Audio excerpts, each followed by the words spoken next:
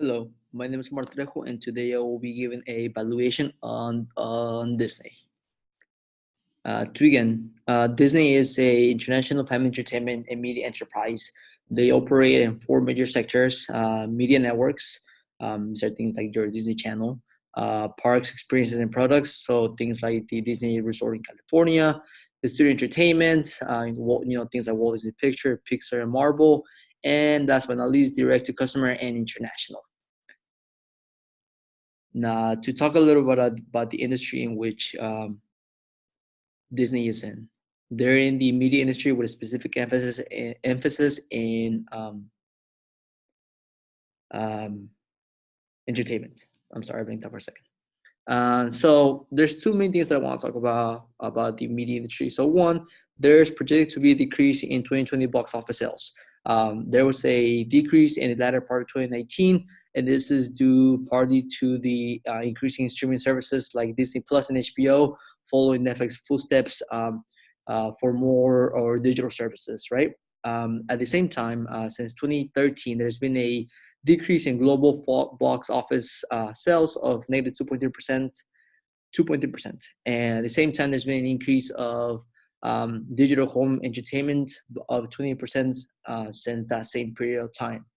Um, Now, for the second main thing in the media industry, um, there's predicted to be a slight pause in M&A activity as a lot of the major traditional media companies have recently gone through a series of acquisitions. So there's a project to be a decrease in the next coming in the coming up near future. I know that Disney recently purchased 21st Century Fox, and this was back in March. But as I said, there's supposed to be a decrease in M&A activity in the upcoming months. Now, in regards to some of the things that Disney is doing, everybody's talking about Disney Plus. Disney Plus is something that just took over super quickly. Um, they reach the platform reached over 10 million subscribers the day after its launch in the U.S., Canada, and the Netherlands. Um, right now, Disney is focusing on increasing its subscriptions and dealing with pricing later. They want to build their amount of customers, and they're teaming up with Verizon, so people who switch to Verizon get to have Disney Plus for free, and this is projected to have 70 to 90 million potential new customers for Disney Plus. In regards to Hulu ESPN Plus, they've been doing well. Hulu just surpassed 20 million subscribers, and ESPN just doubled their subscriber base since last year to 3.5 million. Um, in regards to the Park Studio Media Networks, they're doing solid in this business part of the business as well. They had revenues of 26% this past year, with an operating income of 17%.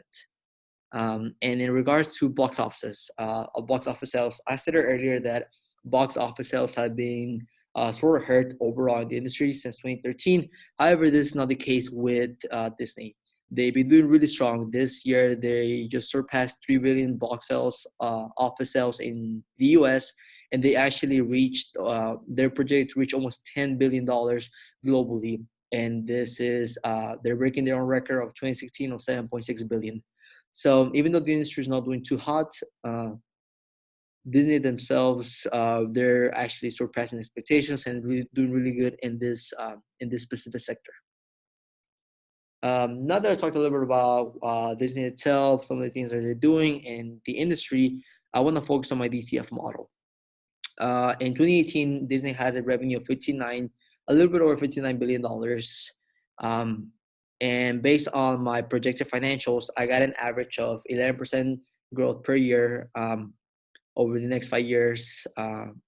I believe this is a conservative estimate, and based on the exciting things that this is going through right now, I believe that there should be a little premium put on that 11%, and that's why I started with 10% in 2019, and I worked myself up to 50% in 2023. So not too much more than the 11% projected, but it is a little bit of a premium, which I believe is fair based on the things that I just talked about earlier. In regards to the EBIT percentage, their historical EBIT since 2015 was 25.17%. And the 5-year projections from the financial estimates give it a 20% growth. What I did, I took the average between these two, and I got 23.59%. And I used this year percentage all the way across from 2019 all the way to 2023. And in regards to EBITDA percentage, the forecasted EBITDA was 29.97%, which has been increasing since 2015 slightly. However, the forecasted as financial estimates gave it only a growth of 24%. However, I disagree with the financials. I feel like Disney is going to be doing well with their their EBITDA percentage. That's why I decided to give it a 31% in 2019 and only increasing to 32% in 2023. So increasing it, but a very low growth rate. I decided to give a tax rate of 20%, which is the estimated tax rate, the average tax rate over the next forecasted 5 years. And in regards to, I'm sorry, and in regards to the WAC, what I did, I used the 5-year monthly beta, past 5-year monthly beta, and I got a beta estimate of 1.016. When I put this into my WAC model, I got a WAC of 7.28%. And in regards to terminal growth, I believe that the media industry has a fair terminal growth of 3%, and that's why I decided to apply this to Disney. Once I put all the assumptions into my model, I got a price of 192.6, which is a 30.44% upside from the current price of 147.66. So it's I had a positive view on Disney, and that's reflected on the DCF model. Now, in regards to the I'm sorry. In regards to the relative valuation, instead of just using one set of companies from FactSet or Bloomberg, I decided to use 6 companies from a little bit from FactSet and a little bit from Bloomberg. So I got 3 from each from the 3 things that I pulled from FactSet and Bloomberg. I decided to use the Madison Square Garden, Netflix, Comcast, Lionsgate, Viacom, and Six Flags, as I believe these are good comparables for the various businesses in which Disney is part of. And whenever I put all the multiple, I took the average multiple of their EV to EBITDA, and I got a multiple of 17.79%. When I put that into my model, I got an implied Disney value of 175.73, which is a 90% upside, a little more conservative than my first estimate, but still a good increase to the stock price. Giving it a 7% weight, 70% weight on my DCF estimate and a 30% on my relative value price estimate, I got a price target of 187.54, which is a nice 27% upside from the current price of 147.66.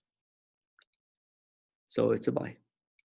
Now, in regards to Netflix, I believe that that it should be a position that should be shorted. So, the opposite thing from Disney, and this is because of 3 reasons. Reason number 1, the firm has had negative cash flows for the past years, and they're projected to have negative cash flows for the coming up years.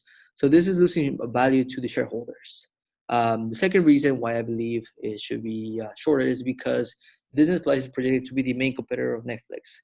So right now, Disney Plus is offering its Disney Plus, Hulu, and ESPN Plus for only $12.99, which is the same price at which Netflix is offering their cheapest package, so the cheapest subscription. So I think that Netflix will be losing some customers to Disney because of this. So that's another negative side to Netflix. And last but not least, the second quarter results for Netflix show that they only gained 2.7 million new subscribers.